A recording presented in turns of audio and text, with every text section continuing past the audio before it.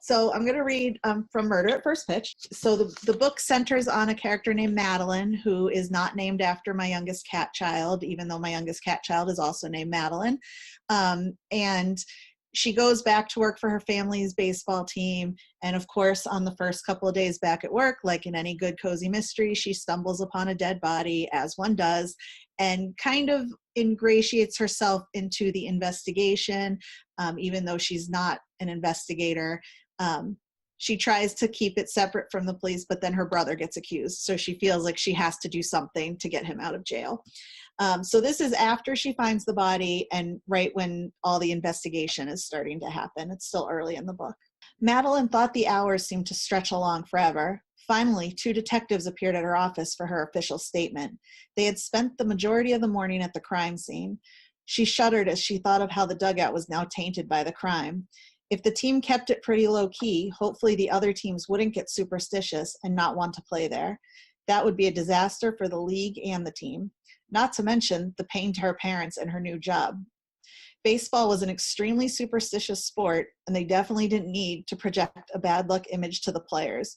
Just ask the Red Sox and the curse of the Bambino, or the Cubs and the Billy Goat curse. After introducing his partner, Detective Jefferson, Stevenson sat down and began to ask Madeline about the events leading up to her finding the dead body. The 2 detectives looked at her closely with pens hovering over their notebooks. Just like old school detectives, they didn't seem to know that someone could use technology to take better notes. Madeline felt uncomfortable, almost as if they were treating her as a suspect. She felt a drop of sweat bead at the bottom of her back, which could have just been the heat of her unair-conditioned office or a bit of nervousness. Her office let in a ton of sunlight, and when it was clear as it was out, her office heated up quickly. She hoped that was the reason, not some sort of panic attack. She told them about her walk to the field on most mornings, how she saw Dave and the grounds crew, and how she noticed a flash of light from the visitors' dugout. As she looked back, she realized that it was probably from his watch or something glinting in the morning sunlight.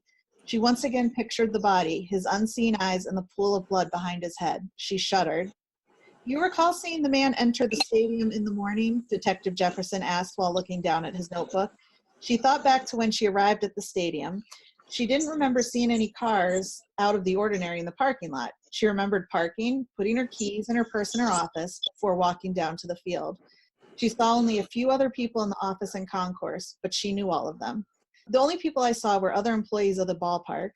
I only saw that guy once before, at the confession party the other night. Like I told you, I never saw him before that. She watched as the detective scribbled in the notebook. She wondered what they were writing. It didn't seem like she had said all that much. Did you identify the guy yet? Detective Stevenson looked over and went back to her. Does the name Christopher Daly mean anything to you? He leaned forward expectantly, as if she could break the case wide open right then and there. She thought back through her mental Rolodex of names. No, I don't think so. Should it? She was usually good with names, but this name didn't seem to register. He sighed and leaned back into the chair, rubbing his neck. It's the victim. He's a local baseball scout, but that's all we could find out so far. He had an ID with him in his wallet. I thought since you were part of the front office, you would know him.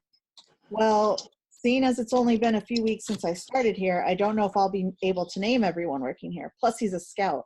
That's not really someone affiliated with the team. I mean, he's considered an independent contractor, I would think. You'd have to talk to my mom. She has all the human resources files on employees and contractors. As I said, I saw him once before today, and now you just told me who he was. Well, we're going to be investigating here for a little while, so we'd appreciate it if you didn't leave the area or talk to anyone about this while the investigation is ongoing. Can you do that? The detective looked at her with a hard stare. She nodded her head, and at that, the 2 detectives shut their notebooks, thanked her for the time, and walked slowly out of her office. It was then she noticed Davis standing outside the door. He ushered the 2 men down the hall to her father's office. Madeline peeked around the corner of the doorframe and caught a quick glimpse of the back of her brother's head as the door shut behind the 2 detectives. Madeline hustled back behind her desk and flipped open her laptop. Christopher Daly, she said to herself out loud, what's your story? She fired up the search engine on his computer and typed his name in. The first couple of stories that popped up were definitely not about the guy from the dugout. They were mostly about some guy in Florida that died in a canoe accident. She scrolled quickly past those links. About halfway down the page, she found an entry for Chris Daly on a local newspaper site. She clicked on the article and drummed her fingers on the desk while it loaded. When an image popped up on her screen, she gasped. It was a mugshot of the victim. How did her brother know someone that had a mugshot?